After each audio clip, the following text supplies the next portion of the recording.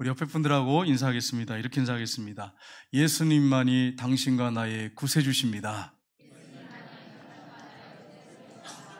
한 번 더 인사하겠습니다. 예수님만은 잊지 마십시다. 아멘. 요즘 보니까 그런 일이 있어요. 어떤 엄마가 전화가 왔대요. 전화가 왔는데 엄마가 전화하기를, 야, 내 핸드폰 못 봤냐? 본인이 전화를 핸드폰을 해놓고서는 핸드폰 못 봤냐? 지금 열심히 찾고 있는데 못 찾고 있다. 너 아침 못 봤냐? 이러더라는 거예요. 전화가 와가지고. 예, 어떤 분, 우리 교회도 있어요. 제가 들은 얘기가 있어요. 그래서 제가 말씀드리는 거예요. 그리고 에어컨 리모컨을 열심히 찾았대요. 냉장고 냉동실에서 나오더래. 이런 분도 있다는 얘기를 들었어요. 우리가 잃어버릴 수 있어요. 세상의 것들을 잃어버릴 수 있고, 기억 못할 수 있죠. 바쁘다 보면. 그런데 우리가 잊지 말아야 할 분은 누구냐? 예수님이십니다. 여러분이 삶 속에 늘 동행하고 그분만을 잊지 마셔야 됩니다. 예수님과 늘 동행하시고 예수님 잊지 마시기를 주님의 이름으로 축복합니다. 기독교 역사에 획을 그었던 인물들 하면 이제 많은 역사가들, 기독교 역사가들이 꼽는 사람들이 있습니다. 누구냐면 어거스틴, 그 다음에 루터, 칼빈 이렇게 꼽습니다. 물론 더 많지만 이제 이 세 사람을 꼽는데 그 중에 이 어거스틴은 여러분 우상 숭배를 했던 사람이에요. 다른 이방 종교를 믿었던 사람이에요. 근데 그가 어머니가 10년 동안을 끊임없이 눈물로 기도해서 나중에 예수님을 만나게 되는데, 그는 10대 후반부터 방황을 해가지고 사생자를 낳고, 술집 여자하고 사생자를 낳고, 그러면서 온갖 못된 짓을 하고 공부는 했어요. 공부를 했는데 이방 종교를 믿으면서 계속 타락의 길을 걸어갑니다. 어머니가 그 아들을 보니까 너무 가슴이 아파가지고 날마다 교회 와서 울고, 집에서 기도할 때마다 그 아들을 위해서 울고, 때가 됐습니다. 30세가 되었을 때 어느 날 집에 앉아있는데 펴서 읽어라 이런 음성이 들리더래. 옆에 성경이 있어서 펴서 읽기 시작했는데, 거기에 보면 이제 로마서 13장 11절 14절까지인데 그 말씀인데, 밤이 깊고 낯이 가까웠으니 그러므로 어둠의 일을 벗고 빛의 갑옷을 입자, 이런 말씀이 있어요. 쭉 나오는데 그 말씀이 가슴을 꽉 때렸어요. 그래가지고 회개하면서 성경을 읽기 시작하고 기도하기 시작하면서 변화되기 시작했어요. 그래가지고 얼마나 하나님을 사랑하는지, 얼마나 경건하게 신앙생활을 하는지. 어느 날 이 길을 이렇게 가는데 과거에 놀았던 여자들이 있잖아요. 술집 여자, 잘 놀았던 여자가 딱 오더니 왜 요즘에 오빠 오지 않냐고 이렇게 물어보더래요. 오빠, 그래. 제 핸드폰에 요즘 보면 오빠 만나고 싶어요. 그래서 보고 싶어요. 내가 그렇게 대단한 존재인가? 보니까 핸드폰에 그런 문자가 가신다. 막 사정없이 지우지만, 여러분 남자들 여기 계시는 집사님들 절대로 거기 열어보지 마시기를 주님으로 축복합니다. 그러니까 어거스틴이 뭐라고 했느냐? 옛날에 어거스틴은 죽었다. 이제 나는 새 사람이 되었다. 난 더 이상 여기에 올 일이 없다. 그리고 딱 잘라버리더래. 여러분 그렇습니다. 우리가 예수님을 영접한 순간에 옛사람은 죽었어요. 새 사람이 된 거예요. 그러나 이제 아직도 우리가 육체를 입고 있기 때문에 옛성품이 있어요. 그래서 힘들고 고달픕니다. 이것 때문에 영적 전쟁이 막 벌어지니까. 그러나 여러분 주님이 함께 하시기 때문에 우리가 늘 주님과 동행하면 실패하고 넘어지지만 반드시 승리한다고 하는 사실을 믿으시고 다시 일어나시기를 주님의 이름으로 축복합니다. 그래서 변화된 삶을 살아가야 돼요. 이게 진정한 그리스도인의 모습입니다. 예수님께서 새로운 시대에 대해서 말씀을 오늘 본문에 하고 있습니다. 새 사람에 대해서 말씀을 하고 있어요. 이게 오늘 본문의 내용입니다. 변화된 사람, 새 사람은 이렇게 살아야 된다. 새로운 삶을 살아야 된다. 이걸 말씀합니다. 오늘 14절 말씀을 한번 보겠습니다. 같이 읽겠습니다. 그때 요한의 제자들이 예수께 나와 이르되 우리와 바리새인들은 금식하는데 어찌하여 당신의 제자들은 금식하지 아니하나이까? 여러분 이 질문을 지금 세례 요한의 제자들이 예수님께 와가지고 질문한 거예요. 여기에 대해서 이제 본문 나머지 절을 보시면 세 가지로 답변을 하십니다. 한 절 한 절 보시면 예수님의 답변이 나오죠. 여러분 이 말씀을 딱 보면 우리 목사님은 광고할 때마다 금식하라고 그러는데, 예? 일주일에 한 번씩 금식하고 건강에 안 좋은 분은 한 끼라도 하면서 지금 기도하라고 하는데 이 말씀을 여러분 보시면서 들으면서 여러분이 제대로 정립을 좀 했으면 좋겠어요. 질문을 했어요. 근데 본문의 배경을 우리가 좀 알아야 되지 않겠어요? 예수님께서 마태를 부르셨어요. 세리 마태를 부르셨어요. 그래서 그 집에서 잔치가 벌어졌죠. 식사를 하는 자리에 많은 죄인들과 세리들이 앉아 있었습니다. 그리고 바리새인들도 있었어요. 그때 이제 한참 이제 대화가 오고 가고 있는데 이때 세리요한의 제자들이 온 거예요. 와가지고 이 질문한 거예요. 왜 당신의 제자들은 세속적이게 그렇게 음식만을 탐하고 음식물을 먹기를 좋아하는 겁니까? 우리와 바리새인 제자들은 금식하는데 왜 당신의 제자들은 금식하지 않습니까? 이런 질문을 하고 있는 거예요. 여러분, 유대인들은 일주일에 이틀을 금식을 했어요. 경건한 사람들은. 그거예요. 금식을 했어요. 근데 왜 당신의 제자들은 아예 금식을 안 합니까? 도저히 이해가 안 됩니다. 그 질문을 지금 하고 있는 거예요. 굉장히 요한의 제자는 신기가 불편했어요. 왜냐하면 자기 선생이 예수님을 추천했거든요. 저분이 메시아라고 했거든요. 근데 예수님과 예수님 따르는 제자들이 금식을 안 하는 거야. 그러니까 이게 굉장히 갈등이 오는 거야. 왜 이렇게 불경건한 거야? 경건한 사람이 돼야지. 예수를 따르는 제자들이라면, 예수님이라고 한다면 경건해야지. 메시아라고 하면 경건해야지. 왜 금식을 안 하는 거야? 이게 불편한 거예요. 그래서 이 질문한 거예요. 여러분, 요한의 제자들은 자신들은 늘 금식했거든요. 여러분, 금식한 여러분이 계신 분 계시다면 금식 안 하는 분들을 정죄하지 않기를 주님 여러분 축복합니다. 그럼 여러분, 이 세례 요한에 대해서 우리가 살펴봐야 되는데, 요한이 어떤 사람입니까? 요한은 어릴 때부터 성령이 충만했어요. 태어날 때부터 모태에서부터 성령이 충만해가지고 어릴 때부터 광야 생활을 했어요. 유대 광야가 여러분 얼마나 황활한지. 여러분, 뭐 물도 없어요. 별 풀도 없어. 굴 같은 데에 살면서 음식은 뭐냐? 메뚜기와 석청을 먹었어요. 꿀을 먹고, 그리고 낙타 털옷을 입고, 그리고서 광야에서 온몸에 털이 그냥 가득했어요. 털 사람이었어요. 완전히 와일드한 아주 멋있는 근사한 남자죠. 오늘날라면 남자다운 남자예요. 그래가지고 온몸이 털이 그냥 가득하고 수염도 이렇게 막 나가지고 그냥 광야에서 막 외치는 거예요. 이게 세례 요한이에요. 그러면서 금식하면서 제자들이 따르죠. 금식시키고 막 기도시키고 대단한 사람이죠. 이게 바로 세례 요한입니다. 세례 요한은 그 시대의 풍조를 따르지 않았어요. 그래서 헤롯 왕이 이복 동생의 아내가 예뻐가서, 이게 사탄의 역사죠. 뭐가 쉬운 거죠. 사탄의 역사죠. 그래서 자기 이복 동생의 그 아내를 뺏어가지고 헤롯 왕이 결혼을 했어요. 아무도 대신들 얘기 안 해. 안 해. 종교 지도자들, 바리새인 서기관들, 제사장들 얘기 안 해. 잘못됐다고.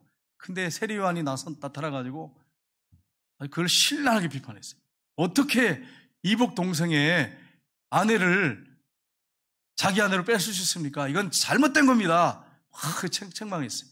그러니까 감옥에 가두죠. 그리고 소리치고 있으니까. 그리고 감옥에 갇혀가지고 결국은 참수형을 당합니다. 여러분, 예수 믿는 사람들이 시대 풍조 따르고 적당히 타협하고 진리를 외치지 않으면, 여러분 한번 가만히 생각해 보세요. 세상은 점점 타락하고 어떻게 되겠어요? 변질되면서 나중에 여러분이 물려줄 다음 세대에는 정말 타락한 시대를 물려줄 수밖에 없어요. 물론 그렇지 않아도 점점 그렇게 갑니다. 예수님 오실 때 되면. 그러나 그리스도인들이 빛과 소금의 역할을 감당해야지. 동네에 있는 빛이 이렇게 비치잖아요. 동네에. 그러면 다 보이잖아요. 그것처럼 우리가 빛된 생활을 해야 되는데, 동네 위에 있는, 언덕 위에 있는 집 같은데 다 보고 있는데 진리 가운데 살면서 진리를 외쳐야지. 적당히 타협하고 신앙생활하면, 정말 그렇게 살면 여러분 손자 손녀들에게 뭘 물려주겠어요? 뭘 물려주겠어요? 이 세례 요한이 그렇게 하다 참수형을 당했어요. 이걸 여러분이 생각하면서 이 본문을 여러분이 봐야 돼요. 그래야 제자들이 왜 와가지고 예수님께 당돌하게 와가지고 왜 당신의 제자들은 금식하지 않습니까? 이렇게 외치는 게 이해가 되는 거예요. 예수님이 산상선에서 마태복음 6장에 보면 기도에 대해서, 구제에 대해서, 금식에 대해서 말씀하셨어요. 기도할 때 내 골방에 들어가서 은밀한 중에 보신 내 아버지께 기도하라. 이렇게 말씀했어요. 하나님과의 관계다. 그 다음에 구제에 대해서 말씀할 때 오른손이 아닌 것을 왼손이 모르게 하라. 이건 구제는 이웃과의 관계죠. 우리 이웃을 대하는 태도예요. 그의 자존심을 세워주면서 은밀하게 그를 사랑하면서 섬기라는 거죠. 그 다음에 금식은 뭡니까? 나 자신에 관한 문제예요. 나를 죽이는 거예요, 금식은. 나의 욕망을 죽이면서 하나님께 나가는 거예요. 나와의 관계예요. 이게 세 가지를 말씀하셨어요. 그러니까 여러분, 기도는 하나님과 나의 관계, 구제는 이웃과의 관계, 금식은 나와의 관계예요. 근데 본질로 더 깊이 들어가면 예수님이 말씀하셨어요. 마태복음 6장 1절에 보시면 이렇게 말씀하고 있습니다. 같이 읽겠습니다. 사람에게 보이려고 그들 앞에서 너희 의를 행하지 않도록 주의하라. 그렇지 아니하면 하늘에 계신 너희 아버지께 상을 받지 못하느니라. 아멘이에요. 아멘. 여러분, 우리가 기도를 하든지 구제를 하든지 금식하든지 본질로 들어가면 누구 앞에서 하는 거예요? 하나님 앞에서 하는 거예요. 하나님 보고 계시잖아요. 다 알고 계시잖아요. 중심을 읽고 계시잖아요. 그 하나님 앞에서 하는 게 바로 금식이에요. 금식. 하나님 앞에 하는 거예요. 사람 앞에 보이려고 하는 게 아닌 거예요. 사실은. 그래서 여러분, 우리가 이 사실을 알고 우리가 기도를 하든 구제하든 금식을 하든지 해야 됩니다. 세례요한의 제자들은 예수님의 제자들이 금식하지 않는 게 굉장히 불편했어요. 그래가지고 금식시키려고 한 거예요. 사실은. 경건하게 살려면 당신이 메시아라고 하고 당신을 따르는 그 제자들, 그렇게 당신을 따른다면 금식하고 경건하게 살아야죠. 금식하셔야 됩니다. 질문이 사실은 그런 의도를 가지고 질문한 거예요. 금식하는 게 마땅하지 않습니까? 경건한 유대인들은 금식합니다. 이 얘기를 하고 있는 거예요. 예수님은 잘못된 전통, 그리고 그들이 생각하는 편견, 이걸 깨트려 버리셨어요. 오늘 본문을 통해서 깨트려 버리시면서 참신앙이 뭔지를 제대로 보여주고 있습니다. 그래서 오늘 본문 말씀을 통해서 예수님의 답변, 이 답변을 통해서 참신앙에 대해서 우리가 영적 교훈을 우리가 살펴보기로 합니다. 첫 번째는 참신앙이란 신랑이신 예수님과 감격과 기쁨으로 살아가는 것입니다. 살아가야 하는 것입니다. 이게 신앙생활이에요. 이게 참신앙이에요. 이게 제대로 된 신앙이에요. 오늘 15절 말씀을 한번 보겠습니다. 같이 읽겠습니다. 첫 번째 답변이죠. 예수께서 그들에게 이르시되 혼인집 손님이 신랑과 함께 있을 동안에 슬퍼할 수 있느냐? 그러나 신랑을 빼앗긴 날이 이르니니 그때는 금식할 것이니라. 아멘. 예수님이 여기서 보세요. 그때는 금식할 것이니라. 금식 자체를 부정하신 게 아니에요. 근데 그 앞에 보시면 상반절 보세요. 그들에게 이르시되 혼인집 손님들이 신랑과 함께 있을 동안에 슬퍼할 수 있느냐? 이 말은 금식할 수 있느냐? 이런 말이에요. 신랑이신 예수님과 동행하고 있을 때, 함께 있을 때 금식할 수 있느냐? 이 얘기예요. 그러나 신랑이신 예수님을 빼앗길 때가 되면 금식할 것이니라. 이렇게 말씀한 거예요. 그러니까 때가 있다는 거예요. 만사에 때가 있다는 거예요. 성경에 말씀하고 있어요. 전도서 3장 1절에 보시면 이렇게 되어 있습니다. 같이 읽겠습니다. 범사에 기한이 있고 천하 만사가 때가 있나니. 아멘. 뭐가 있다고요? 때가 있어. 때가 있어. 근데 기도하지 않고 말씀 안 보는 사람은 때를 놓쳐. 이게 문제예요. 이게. 물론 우리가 주관적인 생각을 가지고 어떤 다른 사람하고 비교해가지고 어땠네 이렇게 말할 건 아니에요. 왜냐하면 하나님과 나의 관계지, 1:1 관계지, 무슨 다른 사람하고 비교해가지고 다른 사람이 이렇게 하는데 왜 나는 이렇게 못할까? 왜 저 사람은 못할까? 그거 아니죠. 하나님과 나의 관계인데. 그러나 중요한 게 있어요. 기도하고 말씀 보는 사람은 때를 놓치지 않는데, 문제는 뭐냐면 주님과의 관계에서 기도 생활을 하지 않고 깊은 교제 가운데 살지 않으면 때를 놓쳐버리는 거예요. 때가 있어. 금식하지 않을 때가 있고 금식할 때가 있는 거예요. 여러분, 이 만사에는 때가 있다고 하는 것을, 다 때가 있다고 하는 걸 아시고 주님과 깊은 교제 가운데, 기도 가운데 때를 놓치지 않고 제대로 하시기를 주님의 이름으로 축복합니다. 예수님께서 혼인집 손님들이 신랑과 함께 있을 동안 금식할 수 있느냐? 이렇게 말씀하셨죠. 근데 사실은 이제 여기서 말씀하는 거는 이제 그리스도인들하고 이제 예수님하고 연결시키면 우리는 영적으로 하면 신부예요. 신랑은 누굽니까? 예수님이시죠. 사실은 영적인 의미예요. 근데 예수님이 이 말씀을 왜 이렇게 부각시켜서 말씀하셨냐면 지금 신랑이 지금 와 있다는 거예요. 예수님이 2000년에 이 땅에 오셨어요. 이 땅에 하나님의 아들이 오셔서 하셨어요.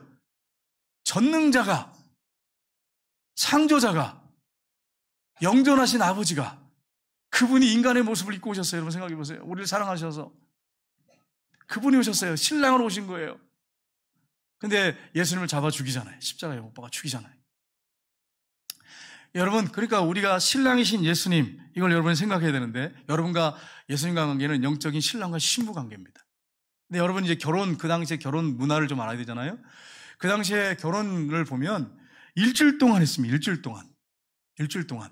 옛날에 과거에 우리나라도 내가 정확하게 제가 태어나지 않았기 때문에 옛날에 보니까 뭐 드레스 입고 이런 게 아니잖아요. 옛날에는 곤지 이렇게 찍고 이렇게 보니까 TV에 보니까 해가지고 결혼을 이렇게 하는 걸 이렇게 TV에서 가끔 보잖아요. 근데 뭐 어떤 분은 일주일 했다는데 정확히 저는 몰라요. 저는 그때 결혼을 안 해봤기 때문에. 근데 일주일을 이제 결혼식을 하는데 그때는 뭐 하느냐? 사람들이 포도주를 마시고 그리고 금식 안 해요. 유대인들은 일주일에 2번 금식하는데 거기에 이제 동네에 결혼식 잔치가 있잖아요. 그럼 그때는 금식을 안 했어. 한 주간 동안은. 이런 배경을 갖고 있는 거예요.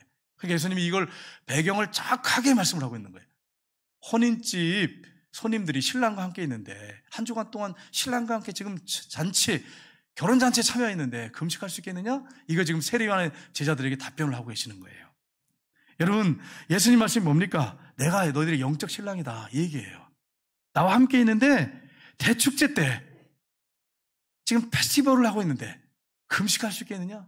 지금 이걸 지금 예수님 말씀하고 있는 거예요. 여러분, 신랑과 함께 있을 때 축제 때 이때 어떻게 해야 됩니까? 기뻐하고 즐거워하고 감격하고 막 축제를 즐겨야지. 음식을 먹어야지. 만약에 여러분이 결혼잔치를 하고 있는데 결혼식을 했는데 어떤 사람이 울고 있어. 결혼식에 참석해가지고. 그러면서 참석했는데 나 금식입니다. 그러면서 우리 교회 성정교회 교회들은 전부 이 토요일인데 가가지고 우린 다 금식합니다. 이러면 여러분 완전히 판을 깨는 거죠. 결혼식 완전히 그냥 이상하게 만들어 버리는 거죠. 그 얘기예요, 지금 그 얘기. 예수님 그 말씀하고 있는 거예요. 내가 영적으로 신랑인데 이때 너희들이 금식할 수 있겠느냐? 내 신랑을 빼앗길 때가 아니면 금식할 거다. 지금 그 얘기를 예수님이 지금 하고 있는 거예요. 예수님이 오셨어요? 오셔가지고 어떻게 하셨어요? 오셔가지고 말씀을 가르치시고 전도하시면서 서경의 눈을 열어주시고 귀멍울의 귀를 열어주시고 그렇죠? 그 다음에 벙어리 입을 열어주시고 안진뱅이를 일으키시고 중풍병자를 고치시고 여러분 그분들한테는 이게 축제예요, 축제. 얼마나 기뻤겠어요. 막 춤추고 그랬어요. 춤추고. 보지 못한 사람이 눈을 떴을 때 막 춤추지요. 얼마나 기뻤겠어요. 듣지 못한 사람이 들었을 때 막 춤추지요. 예? 얼마나 기뻤겠어요. 하나님께 영광 돌리고. 안진뱅이가 일어났어요. 나병 환자 고침받았어요. 막 춤추지요. 축제 때예요. 예수님이 계실 때는 축제 때예요. 축제 때. 여러분 예수님과 동행하면서 같이 막 무리들이 막 수없는 무리들 따랐잖아요. 이때가 뭐예요? 축제 때, 축제 때. 페스티벌이에요. 왜냐면 막 안진뱅이가 막 일어나지 귀신 쫓겨나가지 막 그러니 막 할렐루야 하나님 앞에 찬송하며 영광 돌리고 예수님과 동행할 땐 축제 때인 거예요. 여러분 이 사실을 여러분 기억하세요. 여러분이 예수님과 지금 동행하고 있다면 축제 때 기쁨으로 여러분 신앙생활 하셔야 돼요. 예수 믿는 사람들은 기쁨으로 신앙생활 해야 돼요. 여러분 예수 믿는 사람들은 스마일이 돼야 돼요. 스마일. 예수 믿는데 오래 믿는데 막 30년 40년 믿는데 맨날 인상 쓰고 그러겠어. 예배 드리는데 여러분 금식하고 오셨어요, 여러분? 어떤 분 보면 예배 시간에 보면 인상을 보면 제가 여러분한테 뭘 힘들게 한 게 있나요? 아니 왜 인상을 이렇게 쓰고 있어요? 눈도 안 마주쳐 그냥. 집에서 시험 든 걸 가지고 교회까지 와가지고 그렇게 해가지고 되겠어요, 여러분? 예배 시간은 축제죠, 축제. 주님과 함께, 부활하신 주님과 함께 우리가 드리는 하나님 앞에 나가는 시간인데 얼마나 기뻐요.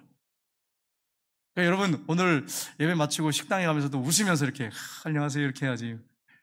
심각하게 얼굴 표정을 이렇게 하시면 안 되는 거예요. 이게 여러분 축제 때잖아. 축제 때 오늘 예배는 축제예요. 부활하신 날을 기념해서 지키는 게 주일이란 말이에요. 그러니까 여러분 기뻐하면서 이 주일이 하나님께 예배드리고 그리고 여러분이 식사도 하시고 차도 마시면서 기뻐하면서 하나님께 영광 돌리는 역사가 있기를 주님의 이름으로 축복합니다. 근데 여러분 예수님이 부활하셨어요? 그래서 우리가 동행하세요 지금. 우린 축제를 지금 즐기고 있는 거예요. 예수님과 동행하는 사람은요 늘 기쁠 수밖에 없어요. 기쁠 수밖에 없어요. 참 목사님들 흉보려는 게 아니고 목사님들을 내가 존경하는 분들이 많아요. 근데 목사님들 이렇게 모임에 가면 뭘 즐겁고 기쁜데 이 설교를 제일 힘든 데가 언제나 목사님들이에요. 제가 우리 교회에서도 목사님들 이제 모임 가졌거든요. 목사님들이 이렇게 쭉 앉아있으면 제가 설교하면 너무 힘들어. 너무 힘들어. 설교라도 웃지도 않아, 그냥. 그래가지고, 너무 힘들어. 성도님들한테 설교하면 나는 춥시 좋아요. 근데 목사님들, 장로님들은 그래도 좀 나아요. 그래도 장로님들 힘들어. 연세 드신 분들은 좀 힘들어.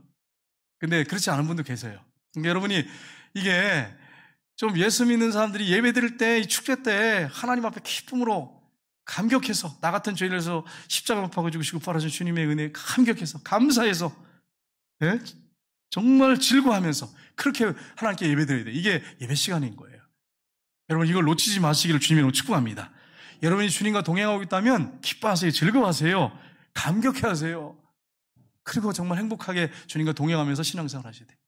여러분 제가 어느 때 가장 행복할까 이렇게 한번 제 자신을 돌이켜봤어요. 여러분 어느 때 가장 행복하십니까? 여러분 세상의 것들은요 행복을 주지 못해요. 영원한 행복이 아니에요. 어떤 학생이 열심히 공부해가지고 전교 2등을 했어요. 행복해야죠? 근데 불안해가지고요. 그 다음부터 쫓기니까 행복이 없더래요. 행복이 없고 맨날 쫓기는 거야. 그래서 에이 공부 탁 놓고 놀러 다니기 시작했어요. 그럼 바닥을 쳐서 꼴등 거의 가까이 왔어요. 근데 행복이 없더래요. 놀 땐 좋았는데 술도 마셔보고 다 해봤는데 뭔가 뻥 뚫린 거예요. 허전한 거예요. 그러다가 부활하신 주님 만났어요. 그러니까 이분은 축제야 막. 얼마나 기쁜지 막 지금은 막 전도로 돌아다녀 막 너무 행복하대. 이게 예수 믿는 사람이에요. 여러분. 금식할 때가 있어요. 예수님 뼈아낄 날이 올 때는 금식해야 돼. 예수님을 믿다가 죄에 빠졌어요. 끊지 못한 죄 가운데 있어요. 이때는 금식해야죠. 사탄의 공격을 받고 있어요. 이때는 여러분 금식하셔야 돼요. 고통의 때 금식하셔야 돼요. 그러나 신랑이신 예수님과 동행할 때는 금식하지 말고 즐기셔야 돼요. 여러분 제가 얼마나 먹기를 좋아하는지 몰라요. 그래서 제가요 금식한다고 우리 아내한테 얘기하잖아요. 그럼 뭐라 하면 저렇게 먹기를 좋아하는 사람이 그래서 금식한다고. 그래서 저도 그 생각이 들어요. 내가 이렇게 먹기를 좋아하는데 왜 이렇게 금식할까? 그러면서 주여 괴롭습니다 이러면서. 여러분 주님과 동행할 때는 금식하지 마세요. 즐기세요. 막 기뻐하면서 주님과 감격하세요. 그러나 고통의 때 힘들 때 이때는 기도하세요. 코로나 때 여러분 그냥 즐기면서 여러분 먹을 때 여러분 생각해 보세요. 코로나 때 그냥 배 터지게 먹고 그러면 돌아다니면서 막 그러고 다니면 되겠어요? 여러분 생각해 봐요. 코로나 때 정말 아픔 가운데 있는 사람들을 위해서 기도해야지. 고통 가운데 있는 사람이 기도해야지. 죽어가는 사람들인데 기도해야지. 이때는 좀 절제하셔야 돼. 그렇다고 먹지 말라 그러는 게 아니에요. 다 먹지 말라는 게 아니라 즐기고 먹는데 정말 할 주에 한 번이라도 북한 동포들, 굶고 있는 동포들 한번 생각하면서 금식하고 한 끼라도 하고 코로나 가운데 있는 사람들을 생각하면서 기도하고 그렇게 하면서 또 한 주간 주님과 동행하면서 즐기고 때가 있는 거예요. 때가 있는 거예요. 여러분 제가 과거에 금식을 지금처럼 이렇게 강요했던 거예요? 아니에요. 물론 뭐 제가 어쩌다 한 번씩 이제 고난 주간에 한 번씩 하긴 했어요. 그러나 코로나 딱 시작 때부터 계속 금식하라고 하잖아요. 왜 그럴까요? 때가 있단 말이에요. 때가 있단 말이에요. 동성애법 자꾸 지금 현 정권이 통과시키려고 하니까 평등법 통과시키려고 하니까 금식하라고 하는 거예요. 제가 이거 법이 통과돼 버리면 이건 어떻게 할 수가 돌이킬 수가 없단 말이에요. 그래서 여러분 때가 있기 때문에 하라고 하는 거예요. 그러니까 여러분 놓치지 마시고 한 주에 한 끼라도 또 건강하시면 하루라도 금식하면서 여러분 기도하시기를 주님으로 축복합니다. 저도 먹기를 즐기는 사람이에요. 먹기를 얼마나 좋아하는 사람인지 몰라요. 나만 하는 게 없어 그냥 집에. 너무 좋아해가지고 배고프고 그러니까. 그런데 금식할 때는 금식하면서 기도해야지 하나님 앞에. 때가 있는데. 두 번째는 참신앙은 타협해서는 안 됩니다. 예수님께서 도변대 답변을 하시죠. 도변대 답변을 보겠습니다. 16절 말씀 보겠어요. 같이 읽겠습니다. 생배 조각을 낡은 옷에 붙이는 자가 없나니 이는 기운 것이 그 옷을 당기어 헤어짐이 더하게 됨이니라. 아멘. 두 번째는요. 참신앙은 타협해서는 안 된다는 거예요. 이걸 지금 말씀하고 있어요. 여러분 보세요. 과거에 배옷을 입었거든요. 저는 배옷을 입지 않았어요. 잘 몰라요. 근데 연세 드신 분들은 아마 배옷을 입어보셨을 거예요. 배옷을 이렇게 빨면 어떻게 됩니까? 줄어들어요. 제가 어릴 때 우리 어머니가 지금도 기억이 나는데 자세하게는 기억나지 않는데 충격 먹은 게 기억이 나요. 그게 뭐냐면 제가 마음에 드는 옷을 사오셨어. 근데 이걸 빨았는데 줄어들어가지고 못 입는 거야. 그래가지고 이렇게 올라가지고 칠보 바지처럼 되고 바지가 그때 충격이었어요. 배옷이 그렇습니다. 이게 줄어들어요. 줄어드는데 빨면 줄어드는데 어느 정도 가면 이제 안 줄어들겠죠? 근데 그 줄어든 옷이 낡아가지고 구멍이 났어. 근데 생배 조각을 갖다 오려가지고 거기다가 꼬맸어. 그럼 어떻게 될까요? 빨면. 이게 줄어들으니까 어떻게 될까요? 이게 신축성이 있어가지고 줄어들으니까 어떻게 돼요? 옷이 당겨가지고 찢어지는 거예요. 그러니까 옷, 옛날에 입던 그 옷이 낡은 옷이 버리게 되는 거예요. 생배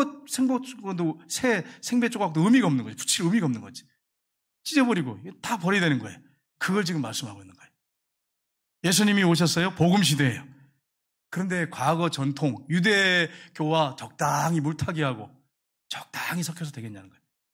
과거의 그 금식, 의무적으로 억지로 시키는 금식, 그걸 억지로 시키는 게 옳겠냐? 이걸 지금 답변하는 거예요. 예수 믿는 사람들은 타협하면 안 돼요. 복음 시대에 우리는 새 옷을 입었어요. 적당히 타협하면 안 돼요. 세상과. 여러분 적당히 타협하면 어떻게 되는지 아세요? 신앙생활도 엉망이고 직장생활도 엉망입니다. 그걸 여러분 아셔야 돼요.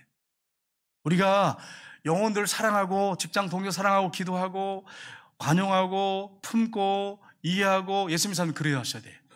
근데 진리 문제 앞에서는 타협하시면 안 돼. 하나님 말씀을 붙잡고 타협하면 안 돼. 적당히 물타기 하면 안 돼. 그러면 그때 끝나버리는 거예요. 진리는 타협할 게 아니에요. 복음은 타협할 게 아니에요. 예수님 외에는 길이 없어요. 예수님 외에는 내가 곧 길이요 진리요 생명이니 나로 말미암지 않고는 아버지께로 올 자가 없느냐. 이걸 물타기 하는 목회자들이 많아요. 요즘에. 다른 종교에 다 구원이 있대요. 기독교만 있는 게 아니라는 거예요. 물타기하고 타협하고. 그러면 기독교 끝나는 거예요. 기독교 믿지 말고 다른 종교를 믿어야지. 뭐하러 기독교를 믿어요? 편한 종교 있는데. 적당히 타협하고 믿는 종교들이 얼마나 많은데. 우상성교 보세요. 적당히 타협할 수 있는데. 마음대로 타협하고 살 수 있는데. 예수 믿는 사람들은 그렇게 살면 안 된다는 거예요. 적당히 타협하고 물타기하고 그렇게 신앙생활하면 나중에 후회합니다. 주님 앞에 못 써요. 못 써. 나중에. 그게 문제가 되는 거예요. 타협하지 말라고 하는 것을 지금 말씀하고 있어요. 여러분 중에 혹시 타협하고 있는 분이 있다면 빨리 돌이키셔야 돼요. 그리고 기도 생활 하시고 말씀 붙잡고 진리 문제를 타협하시면 안 돼요. 여러분 WCC 적당히 타협하고 물타기 하고 있잖아요. 그러니까 우리가 타협하면 안 돼요. WCC뿐 아니죠. 내가 뭐라고 말씀드리지 않겠어요. 거기도 지금 타협하고 있어요. 그래서 여러분 이 문제 놓고 기도하셔야 돼요. 타협하기 시작하면 이제 우리 이제 완전히 변질되는 거죠. 목회자들이 그렇게 지금 가고 있어요, 지금. 우리 총회 제가 감히 말씀 못 드리겠어요. 우리 총회에서도 그래. 지금 현재. 적당히 타협하고 있어요. 이렇게 되면 안 돼. 아닌 건 아니야. 기면 기다 분명하게 하셔야 됩니다. 크리스찬들은. 진리 문제에 있어서는. 세 번째는 참신앙은 변화된 삶을 살아가야 합니다. 17절 말씀에 세 번째 답변하시죠. 같이 읽겠습니다. 새 포도주를 낡은 가죽 부대에 넣지 아니하나니 그렇게 하면 부대가 터져 포도주도 쏟아지고 부대도 버리게 됨이라. 새 포도주는 새 부대에 넣어야 둘 다 보존되니라. 아멘. 여러분 이게 어떤 말씀이냐면 이런 말씀이에요. 요즘에는 플라스틱 병들, 유리병들 너무 잘 나와서 항아리도 짓고 막 그러잖아요. 근데 그 당시에 그릇이 귀했잖아요. 그러니까 가죽 부대에다가 염소, 소 가죽 부대에다가 포도주를 담가서 담아놔요. 그래서 모아놔요. 이렇게 가죽 부대를 딱 묶어가지고. 그럼 어떻게 될까요? 발효가 되죠. 발효가 되면 어떻게 될까요? 팽창하죠. 그러면 신축성이 강한 가죽이 점점 늘어나잖아요. 그러면 어떻게 되겠어요? 점점 늘어나서 어느 정도 이제 발효가 되면 딱 멈추겠죠. 그럼 이제 딱딱하게 굳어져 있어요. 어느 정도. 신축성이 떨어지는 거죠. 근데 이걸 이제 마셨어요. 다 마셨어. 가죽 부대의 포도주를. 근데 거기다가 그 낡은 가죽 부대에다가 새 포도주를 넣었어. 그럼 묶었어. 그럼 어떻게 될까요? 발효되기 시작하면서 팽창해야 되잖아요? 근데 안 되죠. 그럼 어떻게 될까요? 가죽 부대가 터져버리든지 찢어져 버리든지 그렇게 된다는 거예요. 그래서 예수님이 이 말씀을 하시면서 새 포도주는 새 부대에 넣어야 둘 다 보존되느니라. 이렇게 말씀을 하고 있는 거예요. 여러분 그러면 길게 설명할 게 아니라 새 포도주는 영적으로는 뭘 얘기하느냐 하는 거예요. 여러분 새 가죽 부대는 뭘 의미할까요? 우리인데 거듭난 우리 자신을 가리킵니다.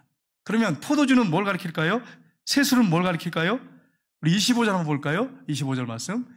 같이 읽겠습니다. 이 잔은 내 피로 세운 새 언약이니 이것을 행하여 마실 때마다 나를 기념하라 하셨으니 아멘. 이 새 포도주는 예수님을 가리키기도 하고 성령을 가리키기도 합니다. 예수님을 가리켜요. 예수님. 이 잔은 내 피로 세운 새 언약이니 이것을 행하여 마실 때마다 나를 기념하라. 그러면 새 가죽 부대 우리 몸이라 그랬어요. 우리라 그랬어요. 그 다음에 새 포도주는 예수님이라 그랬어요. 우리 몸에다가 예수님을 모셨어요. 여러분 이걸 또 본문을 또 오해해가지고 내 몸은 가죽 부대니까 새 가죽 부대고 술은 이게 두 번째 거 여러분, 이때 이 시간에 졸면 안 되는 거예요. 그러면 또, 내 가족부 되니까 술 마셔도 되는구나. 또 이렇게 해석해가지고, 그렇게 해석해서 또 술 드시면 안 돼. 이 가족부 되는 우리예요, 우리. 세술은 누구라고요? 예수님. 성경에 보면 세술을 성령으로 표현하기도 했지만 예수님이에요.